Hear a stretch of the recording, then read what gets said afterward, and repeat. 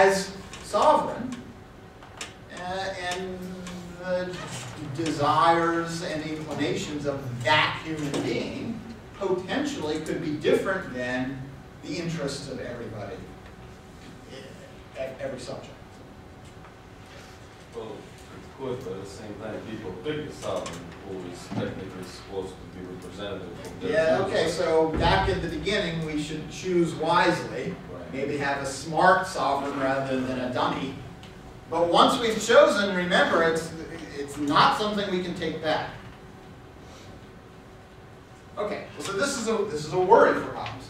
And what he argues is that, right, so, say it this way. If the sovereign pursues ends contrary to the interests of his subjects, I said before, it's not unjust of him to do that.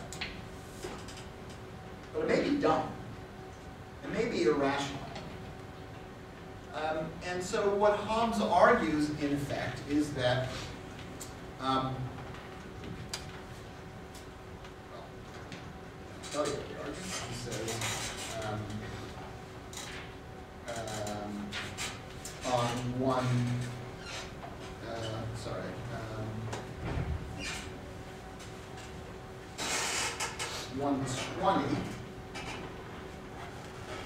about the middle of the page, he says, in fact, if the monarch knows and figures out what's in his own best interest, his own private interest, it will be the same as what's in the interest of the Commonwealth.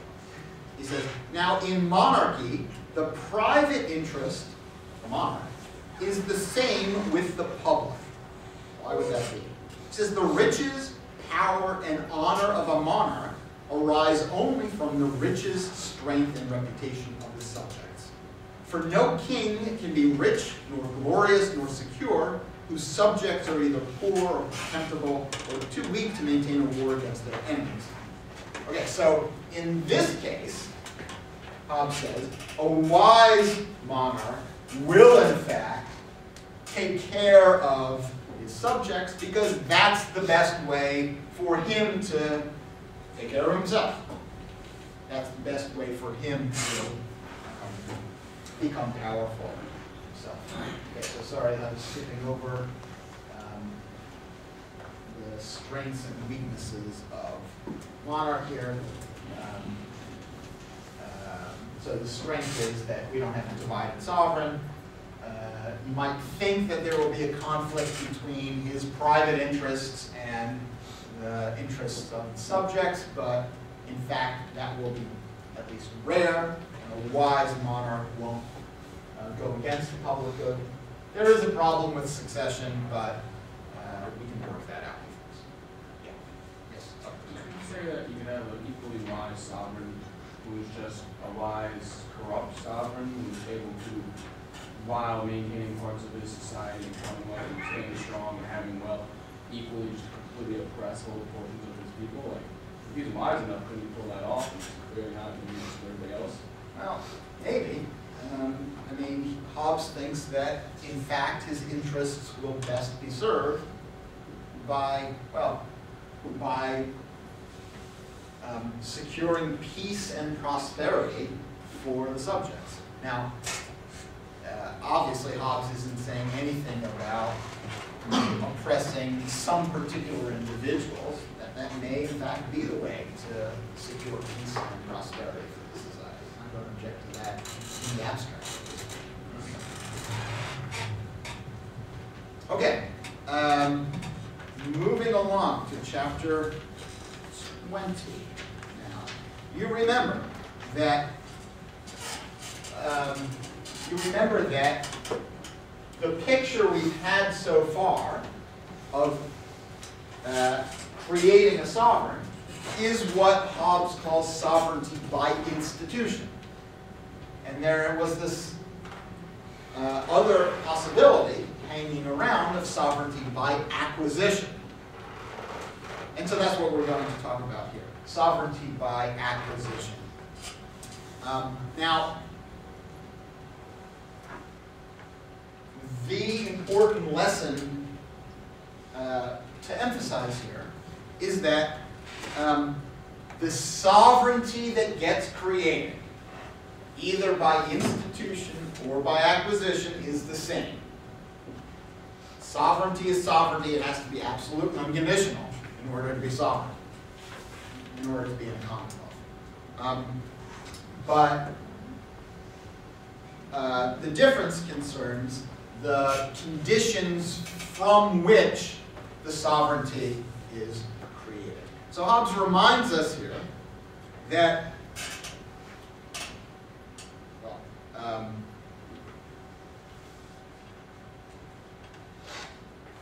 paragraph 2 of 127, he says, this kind of dominion or sovereignty differeth from sovereignty by institution only in this, that men who choose them their sovereign, in the case of sovereignty by acquisition, do it, that men who choose their sovereign, in the case of sovereignty by institution, do it for fear of one another, and not of him whom they institute. So in the case of sovereignty by institution, I said we're all sitting around the campfire, we realize the state of nature is a state of war of all against all, we say that guy is going to be sovereign. We'll reduce all of our judgments to his, transfer our right of nature to him. The threat comes from all of us, not just from him, not principally from him. But in this case, the case of sovereignty by acquisition, they subject themselves to him they are afraid of. Notice, Hobbes says, in both cases, they do it for fear, which is to be noted by them that all those people, all those critics, that hold that all such covenants as proceed from fear of death or violence or void, which, if it were true, no man in any kind of commonwealth could be obliged to obedience. So this was gun to your head, a coercive agreement, is not invalid, according to Hobbes. It may be invalid in a commonwealth if there are laws against it, but it's not the fact of coercion alone that invalidates it. So, I say one more time.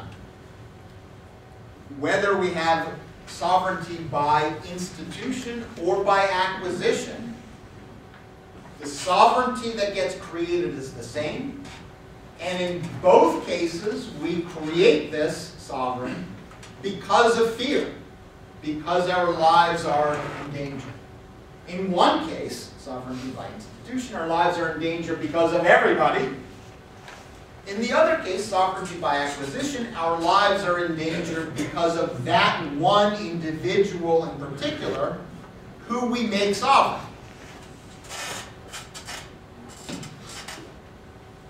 Hobbes says over on 128 that there's no difference in the rights of sovereignty, only in the condition of its origin. And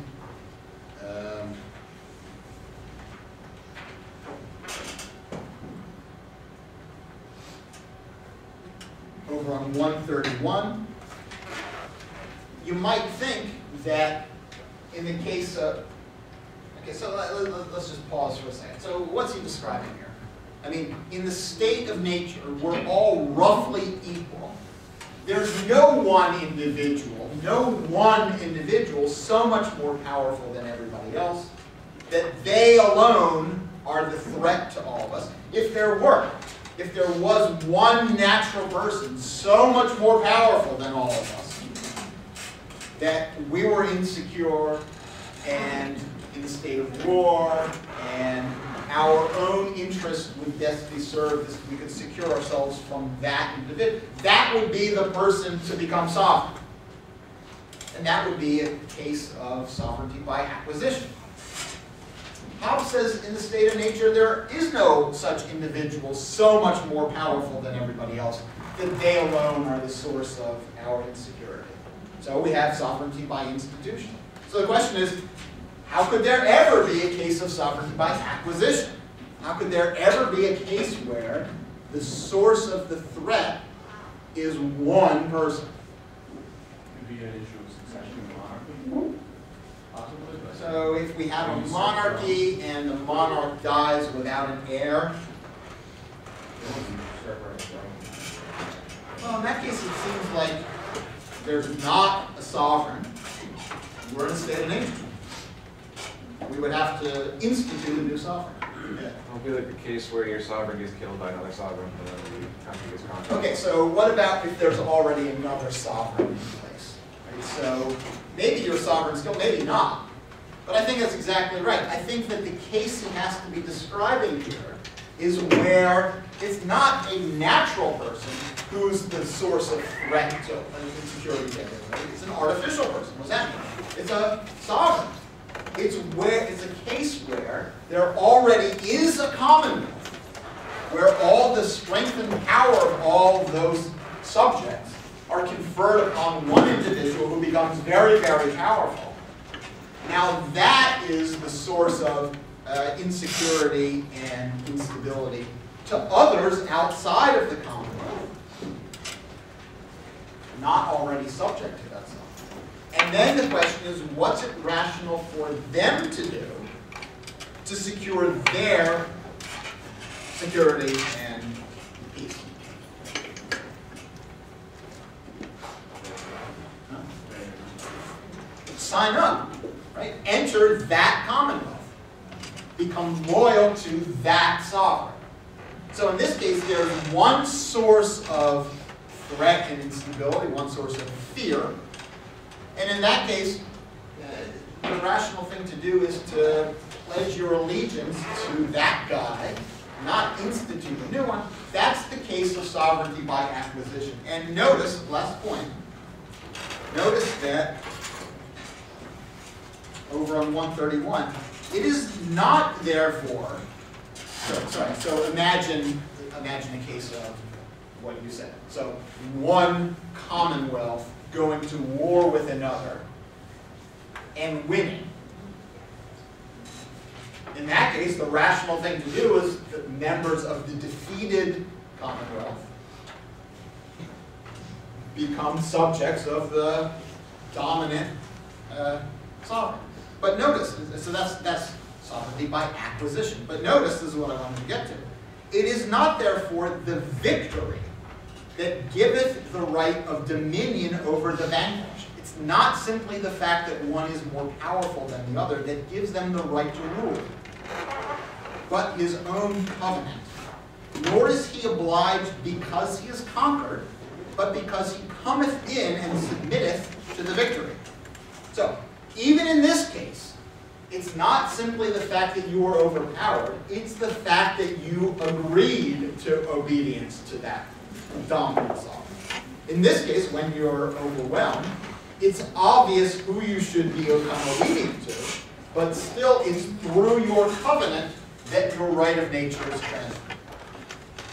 So it would have to be the sovereign that's taken over that would have to transfer the rights to the one that's taken over, not the subject, because... Well, I'm imagining that with defeat, that sort of the Commonwealth was dissolved. But we have to worry about that. Okay, so on Friday, we will finish talking about Hobbes. There's still one more thing we have to worry about in chapter 21. And then if we have time, we'll have a little bit of fun.